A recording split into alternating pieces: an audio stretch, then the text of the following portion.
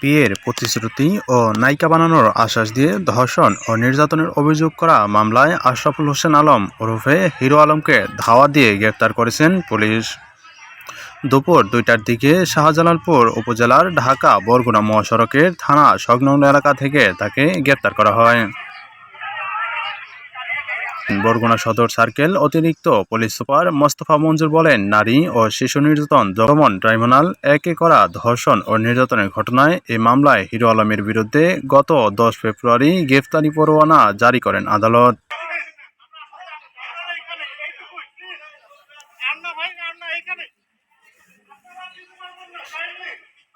আমি নিজে সহ সদর থানার টিমকে আমরা তাকে ধাওয়া করে আমরা শাহজাহানপুর থানার সামনে থেকে অর্থাৎ ঢাকা বগুড়া হাইওয়ে আমরা হাইওয়েতে ব্যারিকেড দিয়ে আমরা তার গাড়িটাকে আটক করি এবং তাকে গ্রেপ্তার করি।